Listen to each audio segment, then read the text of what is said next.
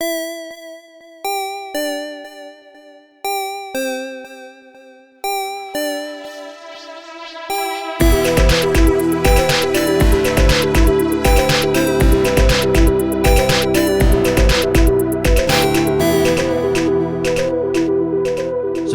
I think everybody wants to know, how many cans of Coke deep are you into that 36 pack? Either there's one left or they're gone. I actually don't remember Oh my now. gosh. Okay. Is that a normal-sized can of Coke in your hand right now? Yes, it is. It looks like miniature One of in the your tiny giant Coke. hand. Yeah, it looks like a tiny Coke. Oh my gosh, I think we have tiny cans of the Space Coke. I love the tiny cans because I do feel like Andre the Giant when I'm holding those. I love that you're just palming this can of Coke. Like, you're refusing to hold it like it looks like a Barbie Coke. I will not engage my thumb any longer. It's glued to your hand.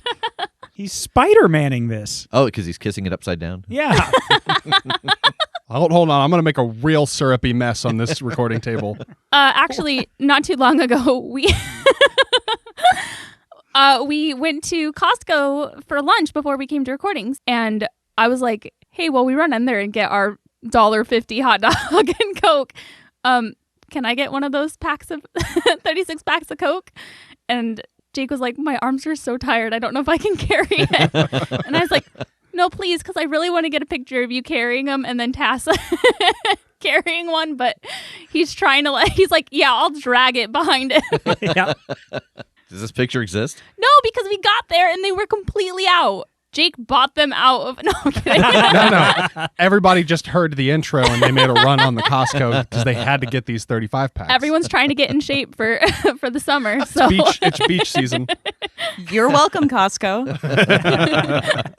We just sent out our first cycle of the all-digital swag on Patreon. We had 4 mysteries. We had some wallpaper of Anastasia. We had some music made by Jake about kind of in tune of Anastasia, in the tune of Anastasia. Yeah, man, and the key of Anastasia. Yeah.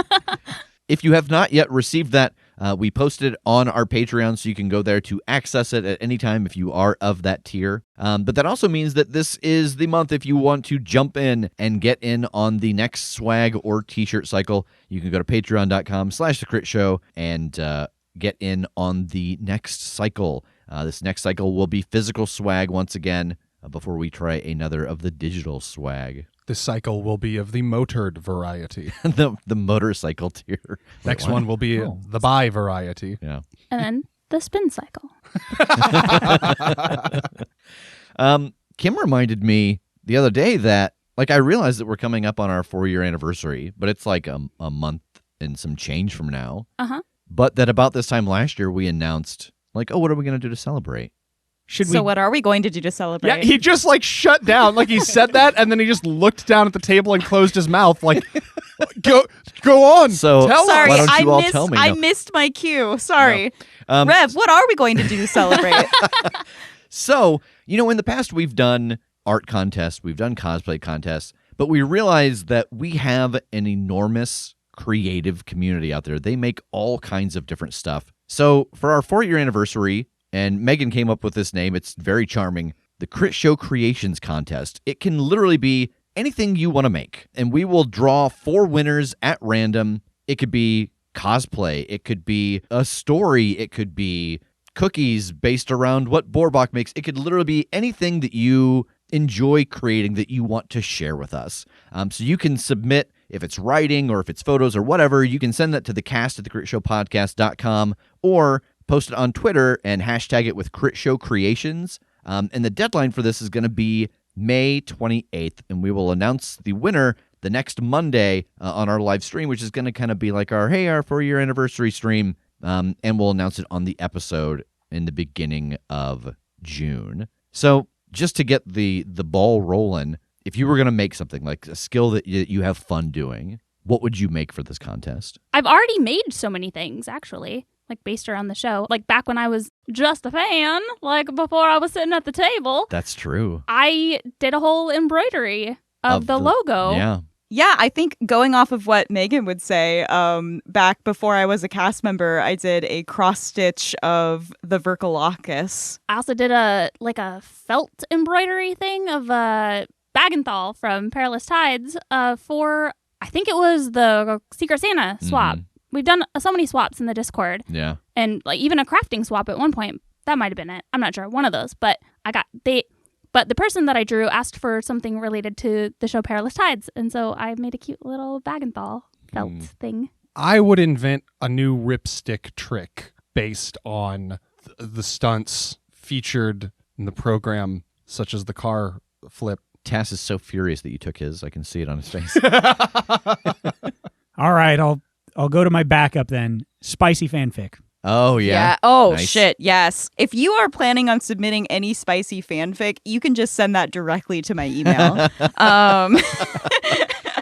I think I would do, like, if I was not part of the show, I think I would make, like, a new trailer for it. Like, either with, like, clips of the show or just, like, myself talking about it, but, like, make a little sizzle reel for it or something. Nice. Nice. So, yeah, this really can be anything that you want to create. We just want to see all the creative skills out there of our listeners because we see them every day in the Discord. So, And Rev, I have a question. yeah. For our Critshow creations, not that I can submit, but just asking on behalf of the listeners, is it Critshow creations that only have to do with the main show? That's a good question. I think this time around, because it is such a wide scope of abilities, we're asking you anything it is that you enjoy to do. You put together a fiddle piece, you can weave a What did you just call me? Is that a musical composition played with the fiddle, or is that a gun disguised as a fiddle? Yes. That we're going to keep it to the main show. So anything in these 4 seasons of the show, any moment, any character, any setting, any whatever, however you want to kind of weave in your crafty, creative ability into something to share with us. So again, the deadline for that will be May the 28th, and we will draw 4 winners and announce them on the stream the following Monday. And then that information will also be in the intro on that next Wednesday. Oh, 4 winners because of the 4th anniversary? Correct. Oh, this is going to get rough on our 50th anniversary. Yeah. 50 winners. None of us will be alive by then. Not at this Is rate. that a threat? I plan on living forever. Thank you. Promise. Yeah. My portrait has anything to say about it, I will definitely be here in 50 years. And with that, it's time to get into the episode. Wait, so back up. What just happened exactly? Oh, I had the idea that past me, we do love knowledge, and 100 years worth of knowledge would be very much worthwhile. And so I sent back, I don't want to say my personality, who I am. We're the same Strom. I'm just 100 years more experienced. But I sent it back inside of the crystal and had a little conversation with myself, and we agreed that this was the best course of action for both of us. Okay. So you're you? You remember everything? I remember everything up until the time that I handed you the crystal. Anything good happen after that? We did throw Aiden out a window. How'd that work out? Got us back here. The only thing that I can think of is that when we last spoke, you said that you had plans, an idea of what you were going to do on the day that Nash was visiting, and then I told you a piece of information that changed your plans. The piece of information that I told you was that I had a vision of this timeline in the near-ish future of people gathered in a circle doing a ritual very similar to the ritual where death was sealed away, and Megan was standing where the gods were, and I was standing off to the side wearing your necklace, Strom, and Jake was next to me, and upon telling you the details of that vision, you changed your plans and chose to do something else. I don't know if you can think of what other decision you might have made. I haven't thought about that ritual in a very long time.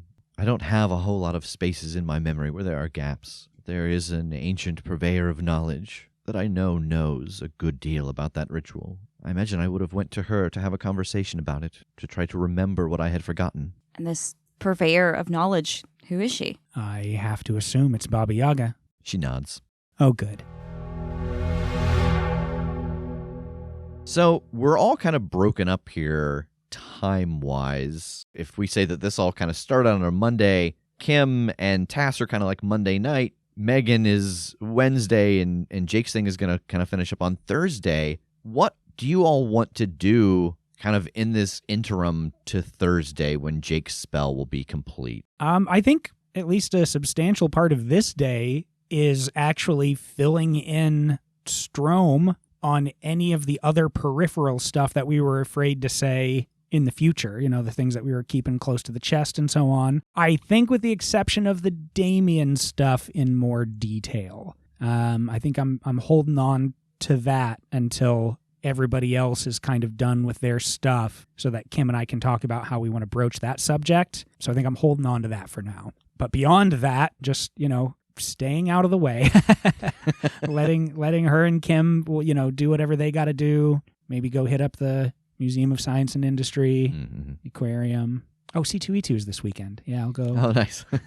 Yeah, I mean, if we have a couple of days free, then I'm just spending them with Strom, just in the penthouse and catching up with her and just feeling more normal and more grounded in this timeline than I ever have before. I want to take the time to check in with my grandpa. I know that the addition of the werewolf serum to the spell was kind of a last minute add-on, kind of I hope this works, keep me alive kind of thing. And I'm curious on what the effects of that were. Wallace is also at the castle. What has Wallace been up to in the interim? I know that he's technically retired now. Yeah, I think he is just making contingency plans. Like he's assembling the go bags and making a list of all right, if this thing happens, we got to run here, and if this thing happens, we got to run here, and if we run there, and then this thing happens, we got to run there. He's just like a lot of red yarn on a cork board. But yeah, Megan, you do find your grandpa up in what has now become the portal room. Where he plays Portal. Yeah. Where he just runs through one portal and out the other. Never mind. I don't want to have a conversation. I want to do that. Hey, old man, how you feeling? Not too bad. How have you been feeling? I know we were gone for a little while, but kind of jumping through that portal and seeing you inject yourself with that werewolf serum stuff. I got offered it once when we were kind of all in rough shape, and it sounded like it could have some pretty bad side effects. So I just was wondering, I'm glad it kept you alive, but how are you feeling? Yes, my understanding is that it's highly addictive. There were some traces of it left in my body once the spell was done. I was actually able to isolate the magic and remove it. Oh, well, that's good. So everything seemed to kind of go off without a hitch, huh? Yes, I won't lie, I had a good deal of fatigue casting the same spell for almost a month. I'll take you out of it. Yeah, if we've got to do anything big like that again, I guess we should probably set up some sort of comfortable station, spellcasting station? Yes. Actually, there's something about that in those notes you gave me from myself and James. Quite a number of things in here about ways to make this easier, more secure. I'll be very interested to meet him. I'm not quite sure which. Yeah, hopefully it won't take too much longer and he'll be in good shape to do this, but he's pretty neat. I think you're going to get along. Again, I know you'll get along because you have. But yeah, it seemed like you guys had worked out a lot of neat stuff, and it looks like we're probably going to be casting some pretty big spells here moving forward. So yeah, maybe if you've learned anything from sustaining this for so long, anything we can do to make the experience easier going forward, maybe make note of that, and we'll try and work it in next time. I think I'm just spending the rest of the time we have right now with my grandpa in a time that, we're not in the middle of a crisis, and just get to kind of be with him. We find ourselves in the room of magic, and Jake has just finished the preparation for this spell. Jake, part of the requirement for this was trial and error. What was your week like? What did you do exactly to try and test this spell? Well, first of all, there are scorch marks everywhere. It was not a linear progression. Let me put it that way. Reeves is a very hazy blue now instead of a clear translucent blue. It was attempt number 1 was like a 7 out of 10 success. I was like, okay, I'm close. But then attempt number 2 was like a 1.5. I could not. It took me a long time to hone in on what I actually should be changing to make it work better. Mm-hmm. So, days 1 and 2, a lot of throwing spaghetti at the wall. Day 3, started to figure out okay, this is the actual part that makes a difference in a positive or negative way. And honing that, sitting there at the metaphorical ham radio, twisting the dials very, very gingerly. Mm-hmm. And then day 4 was I don't want to say like performing the spell exactly, Yeah. but like getting up to like the final step and like seeing, okay, how can I make this the most efficient? What of these steps are necessary? Which of these are redundant? Like trying to streamline this out to make sure that it's going to go off without a hitch when I basically put the last piece into place. Yeah, kind of like NASA's pre-launch test where they literally do everything up until Sending the rocket into Yeah. space. Okay. Yes. So everybody is gathered here. We have Ori and Malia, Wallace and Selena and Aiden, Megan and Tass and Kim and Jake and Ferguson. I'll walk up to Aiden and kind of kneel down in front of him. All right, bud, you ready to go through with this? I think so. Between you and me. Yeah. Is this going to hurt? No. Is that like a doctor's no or like a real no? I'm 99% confident this isn't going to hurt. He glances over at Wallace, and I take narrative control of Wallace and say, Wallace gives a nod. And Aiden smiles. All right, let's do it. Roll use magic. That is a 9, but I got the +1 because Megan helped me, right? Correct. So that is a 10. All right. So what does this look like as it severs the magic? Or I guess maybe that's not even severing the magic around him isn't exactly right. Is it putting a barrier around him? Is it what exactly is it doing to shield him from these things? Is it cutting something away? Is it adding a new layer of defense? So I have Aiden stand in the middle of this circle, and I have him stand sort of Vitruvian Man-esque, like arms out and like legs kind of out. And the way this works is I am sort of using like tracking magic-ish. Like, you know, I've got the ability to like observe another time and place and stuff. Like I am using magic that I'm watching for where it lights up, and then I am blocking it. You know, it's almost like chakras, like in different parts of his body. What part of him activates when this magic effect is used on him? Okay. Okay, close that door. Yeah. All right, what happens when I do this one? All right, close that door. And just like one by one, I am like locking these points on him. And then once they are all locked, I'm just putting a general like cling film ward over him entirely so that they can't be fucked with again except by me. But I think that as you start to do this spell, something feels off. Off in what way? Like, am I missing something, or is it just not working the same way? I think as you're trying to suss this out in the middle of the spell, why don't you read a bad situation? Okay.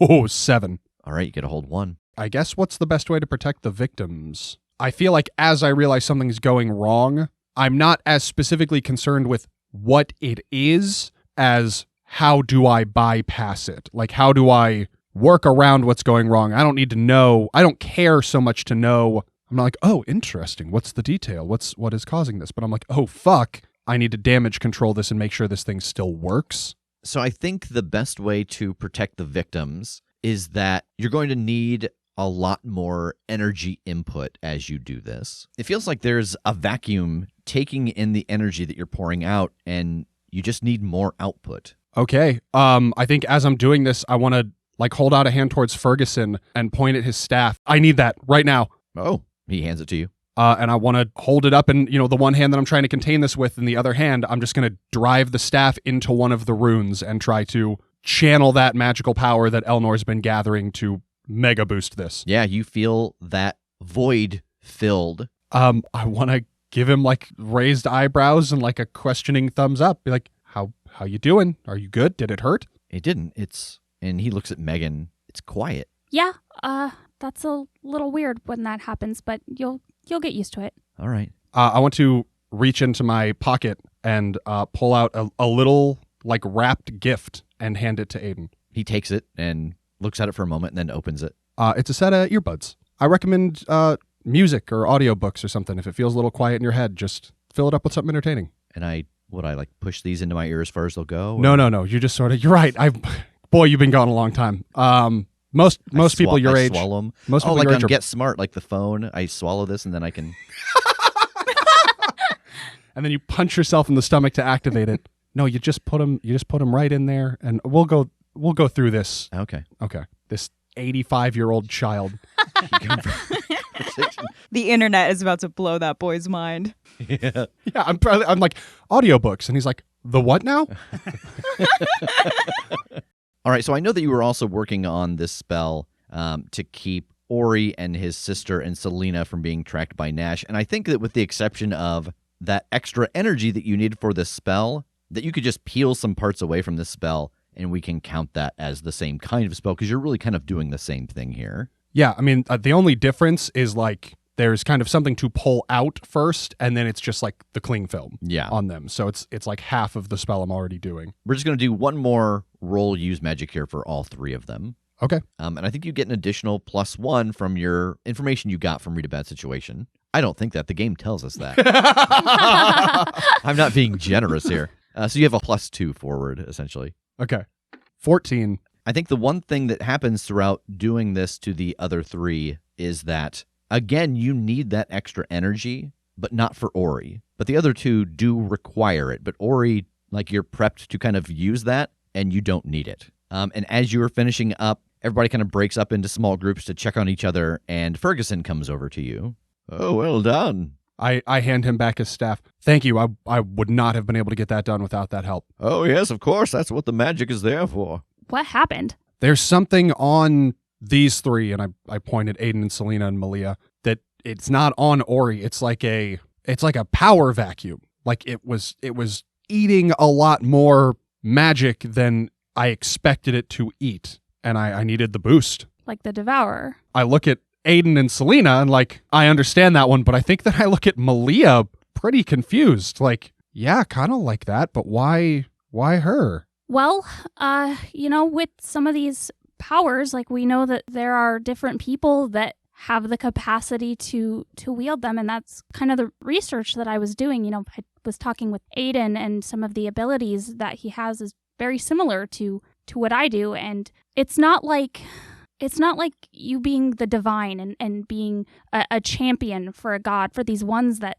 didn't make it. It's like their essence, everything that made up who they were and what they could do. It's like that's the seeds, and we're all just the right-sized flower pots, and it can go to multiple people. And that was part of the reason why in the future, if I didn't come back in time, I would have lost my powers because they'd find another flower pot. And so, yeah, I guess it seems like Malia must also be capable of taking on the Devourer's gifts. Man, I mean, this whole time, I was just under the impression that Nash had her as blackmail, but I guess maybe he saw something in her too, and just was able to kind of play both angles and keep one hidden. I found something else out too that you all should know. I found out who the last god was. Fantastic. Who is it?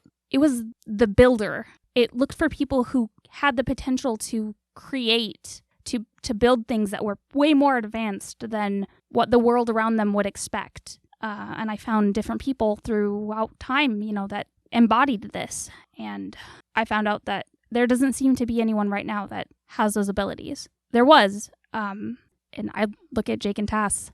I think it was TJ. God, that makes sense. I think something about the way he, it did something and the powers didn't pass on. Well, that makes sense. If TJ was unmade in the fight against Koshé, then stands to reason that energy would have disappeared as well. Yeah, but then, how do we do this ritual? I don't think we can answer that until we understand what it is exactly. Yeah, maybe we can create a substitute, like a passing energy that'll, trick the ritual, or maybe we go to a different world where that energy wasn't unmade and we're able to bring it over somehow. I don't know. Well, at least now we know what it is, and knowledge is power, so. Speaking of knowledge, Jake, I don't know if in your research about this tracking thing that you removed from Ori and Malia and Selena, is this something where Nash will be able to feel that those tethers are gone now? Like, will he know that those threads have snapped? He's gonna be able to tell that it's gone. He won't necessarily be able to tell why without some further investigation. Mm-hmm. And it's possible when you're that powerful and you've got that many irons in the fire that you might not even be like actively paying attention to everything you're doing. So he might not even notice exactly what's up. It might be like waking up with a tingle in the back of his brain. Something is different, and it might even take him some time to determine what exactly is gone or changed. But that's optimistic. We'd be lucky if that was the case. So if they're all free and clear, what are next steps? Wallace is taking Aiden, right? Disappearing. Ori and Malia are still safe here if they want to keep staying here. Selena, you can go wherever you want. I'm pretty partial to the castle. I think I might just stay there. Got my room all set up the way I like it. Nice. It's nice to have a room and a bed as opposed to a sewer. I mean, we still need to handle Damien, right? Yeah, probably sooner than later. I think our chances of convincing Strom to help us in that increased exponentially because your Strom is now my Strom. Has all of the memories of the woman that I knew. Oh, perfect. How? The piece of amber that I had that contained Strom's memory that she gave me in order to convince your Strom to trust me, then turned into a scarab beetle and had a conversation with Strom. And I guess that scarab beetle had all of the memories from my Strom. And your Strom agreed to accept those memories into her because more knowledge is always good. And then she absorbed an amber scarab beetle and then gained 100 years worth of knowledge that she otherwise would not have. That does sound like her. Yep. So I think we need to talk to her first, right? Like, Damien has something I'm sure she very much wants back. She has something he very much wants back. Mm-hmm. I'm feeling like we're in a good position for an amicable trade here. I agree. Okay, well, let's head back her way and take care of the thing with Damien first, and then maybe that'll answer some questions about where we go from there. Sounds like a plan. All right, so we find ourselves back in Chicago. I noticed that everybody's IPT paychecks are substantially larger because of the mileage reimbursement now that Jake doesn't have Angel. A lot more road time. And as you all approach, Al steps to the side. We'll head up. The elevator opens on the penthouse, and Strom is standing there. So, how far through the day did you get here? Do I need to give you my pitch? Oh, come now. We had this conversation upon our first meeting. I prefer to have a conversation like a civilized person.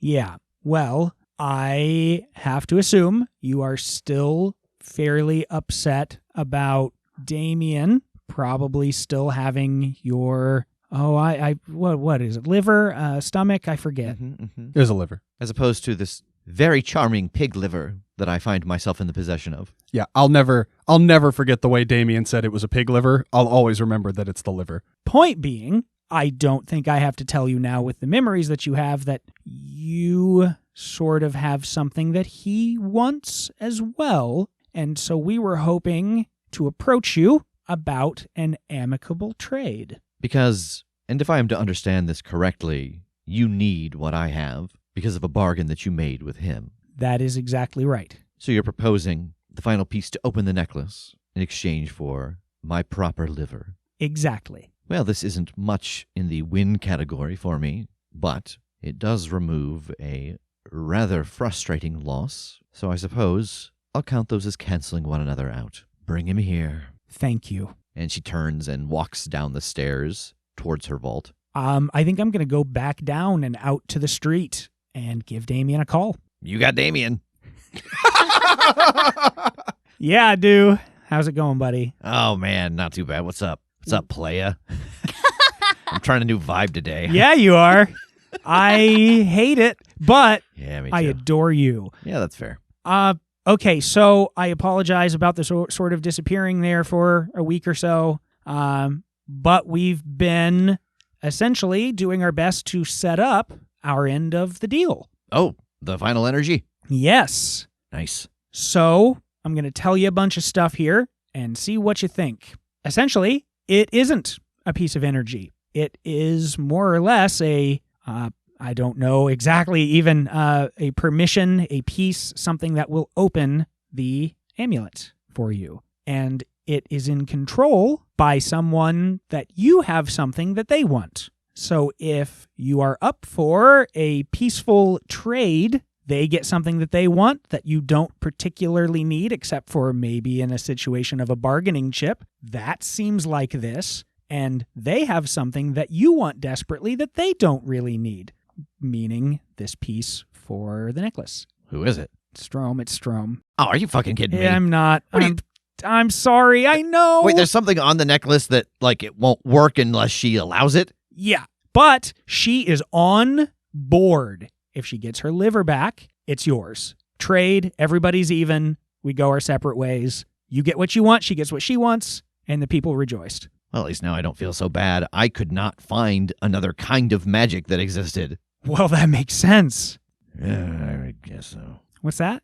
I said I guess so. All right, man. We're at her tower. All right. I'm just pulling up. And there's a bloom of fire, and his car rolls out onto the street behind the IPT cruiser. Oh, sweet wheels, man. Yeah, thanks. I had it custom built. It's got the color changed and everything. Yeah, I look can at tell that. the temperature out here. It's Look, nice. Yeah, that's good. Also, can you do this? And I want to sprout my wings. No. Cool, right? Yeah. I'm like evolving or something. Wait, where did those go? Like sort of into the coat, kind of. Oh, that coat. You got this whole, like, almost like you're cosplaying me, but somewhat like you're melting vibe. Yeah. The future changed me, man. Yeah. It looks good on you. Hey, thanks. The vibe, I mean. Yeah. The jacket. It's a little loose around the forearms. Yeah. I need to work out. Your forearms. Yeah. You gotta get that Wolverine pump on. Just get Yeah. those huge forearms. Well, just look at the end of the sleeve. It's so baggy right at the end around my little baby hands. Let's go upstairs. Oh, maybe you just need to work out your hands. Yeah. You've probably been doing a lot of that. Yeah. He is a demon, folks. And got him. So the two of you head inside up to the elevator. And I think by this point, Strom has moved Kim and Jake and Megan down onto the lower floor where she would have like her galas and stuff. And there's a table set up. And she is sitting at it with the three of them as you and Damien come in. Hey, it's us. The two that got away. Hey, Damien. Hey, how's it going? Pretty good. Good to see you. Yeah, welcome back. Jake, is that your sweet ride out there? Shut up. It's a loner. I could tell that it was 70 degrees because it was kind of purple, but heading into gold. It's a company car. Who's your friend? Hi, I'm Kim. You and I know each other 100 years in the future. I gotta tell you, if that's a pickup line, that's the most baller one I've ever heard. Definitely not a pickup line. Well, fucking rude. No, it's nice. It's nice to re-meet you. I'd be lying if I said that you and I were on fantastic terms in the future, but Oh, God. I'm hoping that we can be better friends in this timeline. Fucking what? Well, because they're on great terms. And I point to like Kim and Strom. And you two, and I point to Strom and Damien, Oh, yeah, famously. aren't. So but none of this matters now because none of that's going to happen. And right now we're all here to be friends. Let's hold hands. What if can everybody just join? Let's all sit down around the table. Let's all join hands. Strom crosses her arms. So my understanding is that you have brought something for a trade. Well, my understanding is you've brought something for a trade. This is going to be excruciating. Both of you just pull out the fucking things and let's hand them off and let's get this done. There's a beat, and then Damien nods and holds his hand out, and there's a small burst of flame, and the jar holding the liver is there, and he places it on the table. He then pulls the necklace out from his pocket and lays it down on the table. Strom picks up the jar with the liver and examines it and nods, and then reaches her hand over and places it on the center gem of the necklace and closes her eyes. Everyone in the room feels the wind pick up just a little bit, and then there is a snapping sound, and the center crystal starts to unfold, and at its center is a soul gem. And Damien looks at it for a long moment, his eyes just growing wide, and he very delicately reaches down and plucks it out of the necklace and holds it in his palm. Okay, so what now? Now I'm going to see if I can find a way to bring her back. Yeah, this has been a long time coming. And he kind of looks down at his boots and back up to the crystal in his hand. I gotta go. I'll talk to you guys later. Oh, okay. You okay? No, there's just some dust in my eye. Hey, man. Yeah.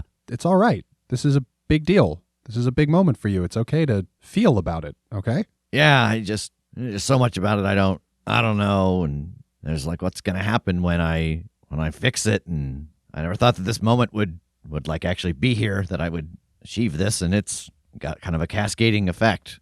I have understood that, like, if I can bring her back, if I can save her, that my condition I'll be returned to normal. Sorry, catching up. So your mom isn't a demon as well? No. I mean, I get it though, man. Like, sometimes you get stuck on the goal and it gets heavy when suddenly you have done it. And now you have to decide what to do with what you've got. So take a little time, but if you want help with this, you don't have to cut a deal with us for that.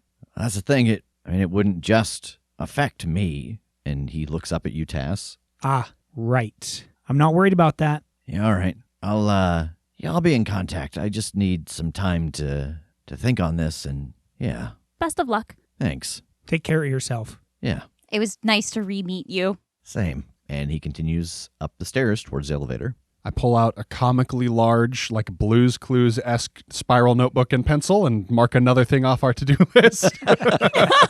Strom, during this, has taken the jar and gone deeper into the vault and returned. God, I hope that was the real one, right? Yes. Okay. Cool. So what are the next steps for us? I mean, it seems like a lot of threads tie back to Baba Yaga. So as much as it doesn't really excite me, it might be in our best interest to pay her another visit here. It seems like she's the one that's going to have information on this ritual we're supposed to end up doing. So, yeah. I will warn the two of you, it is not a pleasant encounter. Like, I get that it sounds very cool, and like it is pretty cool. Like, she is an impressive being, but she's not great to be around, and you should steel yourselves. The fuck does that mean? What do you mean she's not great to be around? She did try to eat us once. Yeah, like that's her default setting, is trying to eat you unless you convince her otherwise.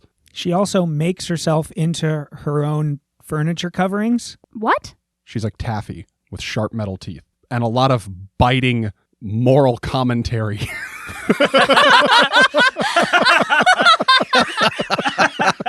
She's not great to be around because she dressed us down once, and now we're uneasy. She dressed us down and bit and is just an incomprehensible form. So To be fair, you all did kind of set Death free, and then you guys talked about trying to take down Baba Yaga. So, well, Did we tell her that? How's that in the file? I hate everything. no, I don't think we reported back on that. This seems apocryphal. I keep a seer around. That's why I imagine you try to keep secrets from a seer and a psychic. Come on, Jake. Let's go punch stuff without the girls. I don't need this. I don't need any of you. Strom, so in your interactions with Baba Yaga, do you agree with what these two are saying, that she's not great? I mean, don't get us wrong. She's still like a good guy. I mean, she's on the side of life and existence and the world continuing. She's just creepy about it, which fair. Well, okay, you said that you had to convince her to not eat you by default, right? Sorta. I mean, out of fairness, we did sort of interject ourselves into her home. So, I mean, you have the right to defend yourselves. But, before she was going to give us anything, we had to prove that we were even remotely worthy of doing so. Prove how? Kind of some trials. Is this like joining the IPT? Are Kim and I going to have to do something too? Oh, God, I don't know. Oh, We no. can't even pretend we're going to know what she'll want for any of the information we're looking for. Strom, something that I wanted to bring up with you before we left. Are you aware of any other currently active oracles other than yourself and me? No. I'm wondering if Kester and Tiresias are around in this timeline. I'm not exactly sure when either of them started existing, I guess. But it might be worth trying to track them down, or at least put some feelers out and see if either of them are in possession of any degree of prophetic ability. You know how useful they were to us in the House of Strom. It would be disastrous if Nash found them first. I can imagine that Kester, if he's around yet, has any abilities. But Tiresias was very powerful. He might be strong enough that perhaps he existed before all that extra magical energy started to flood into our world. Yeah, I never asked the guy, but my pet theory was always that he was the Tiresias, like Oedipus Tiresias. Yes, I have a feeling that if he's around, he may not be alive in a real way. I'm not sure. I'll have to do a little research on this. Yeah, sounds good. Well, it sounds like you all have quite a lot to do still. Before you go, Kim, I did want to give you this. It occurred to me that you're not quite sure what you're going to encounter in this world. I grabbed this out of the back when I was putting away the jar, and she holds out a leather bag, actually about the size of a dice bag. Roll up your character. I've been thinking of starting a home game. Are you free on Tuesdays? Yeah, I will take the bag. The bag is filled with dozens of coins of different shapes and sizes in various metals. You see silver, you see cold iron, you see gold. Like, it's just a mishmash of shapes and imprintings and metals. Cool. What is all this? It's just something that I had collected in some of my travels. Various coins from different lands, made from different metals that might be beneficial depending on the kinds of things you find yourself encountering. And really, it was the only strong narrative way I could figure out how to get you your second weapon. Yes. A bag of strange coins. There is that, yes. Listen, sometimes you have to break the fourth wall and just acknowledge that you've got to do something to do it. Kim, it's time for you to learn this ancient oracle attack.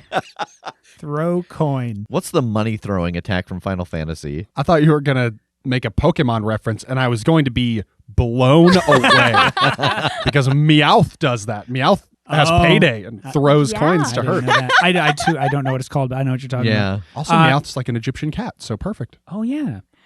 In Strom Kim's pulls her meow. mask off. She's Team Rocket. Kim House is of meow. Strom blasting off again. Fucking dream. It takes a really different turn when you think about her building exploding. That's what happened. The building collapsed and crumbled into dust, and as it was settling, we just saw her. Whee! Ding. And what are the tags on your new weapon? The tags for my strange coins are 1 harm, many, and various metals. Nice. Got them all covered. Oh yeah. Yeah, I will pocket that bag of coins and throw my arms around Strom in a hug. Thank you. Good luck. Thanks. You all head back to Indianapolis and to the subterranean lair. When you arrive in the lair, Anastasia and Jingles are gone. But sitting at the desk, just kind of tapping away on the computer, is Grandpa Tincher. Hey! Oh, hello. I found my way through to here. Ferguson said that you would all be waiting. Fascinating fellow. Lots of knowledge. I spent a little time chatting with him after I realized where I was. I kind of thought the whole being frozen in magic was a dream, but then I realized it wasn't, and he explained to me what happened, and then I found my way through, and then there was a man in a castle, and he told me to go through a different portal, and that brought me here, and I thought I'd just wait. I walk up and hug him. Good to see you again. Good to see you. I'm so glad you're okay. Oh, thank you. Who are you? Oh, right. Okay. Yeah. You're not future Tincher. You're okay. I'm Megan. Nice to meet you. You're not the first person to say that to me today. The man in the castle also said that future me had written this, and he points to the desk. He's got a bunch of notes and scrolls laid out, and he was doing some research on some stuff. He said that he and I wrote these together and that I'm supposed to be building them, or that we'll be building them together. Yes, indeed. You did do that. In addition to, and I'll also turn to Kim, helping her help us get this information back to you so that we could do that. So this is Kim and Megan. Hi, James. It's nice to meet you. In 100 years, you and I were very good friends, but I'm excited to start that a little earlier this time. Oh, have you all been time traveling? Yeah.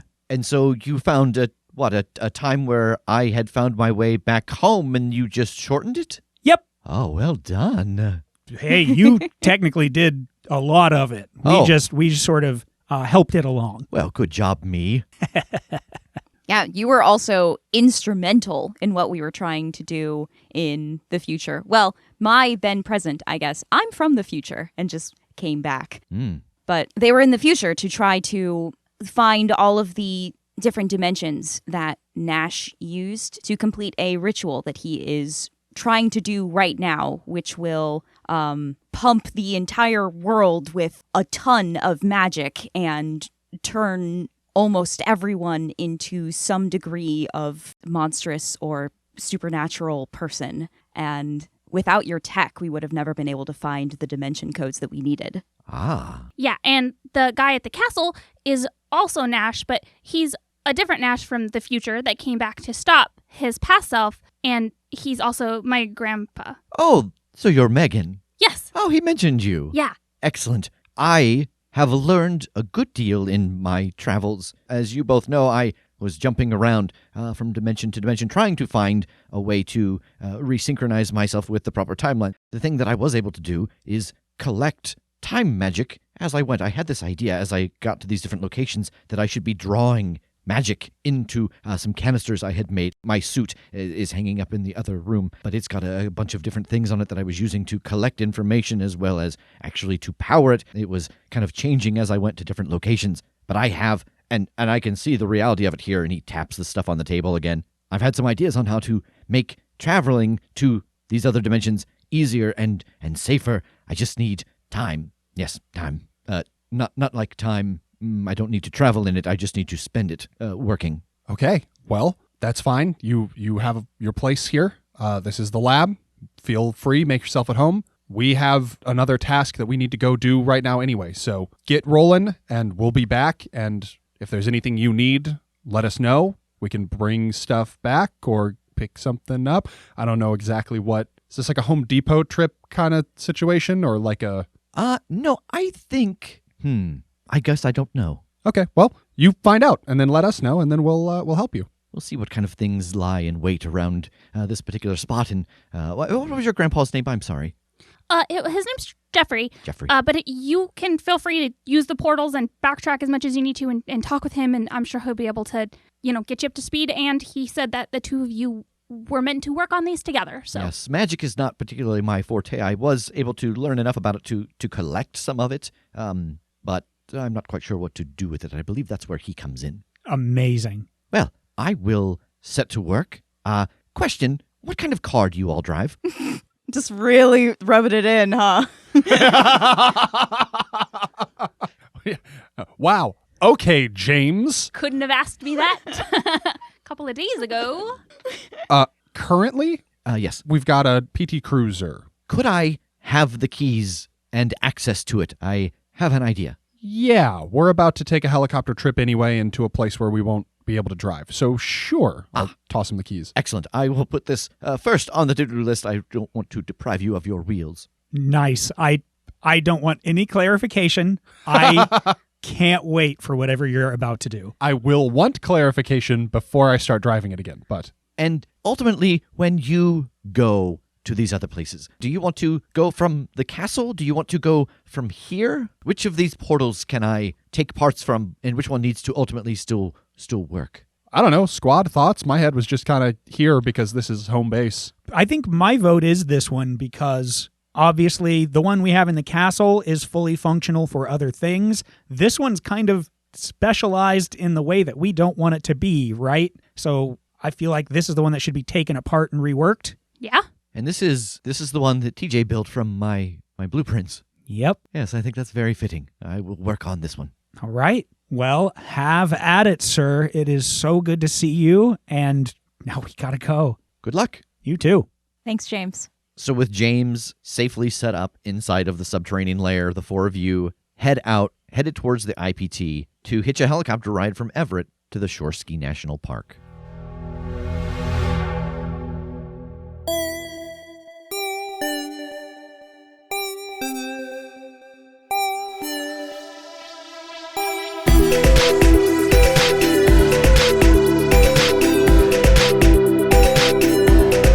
The Critshow is a Critshow Studios production, edited and produced by Brandon Wentz with music by Jake Purley. You can find more information about us at thecritshowpodcast.com. To keep up to date with upcoming live shows, contests, and other special events, follow us at The Crit Show on Facebook, Instagram, and Twitter. For even more weekly content, join us at patreon.com/thecritShow.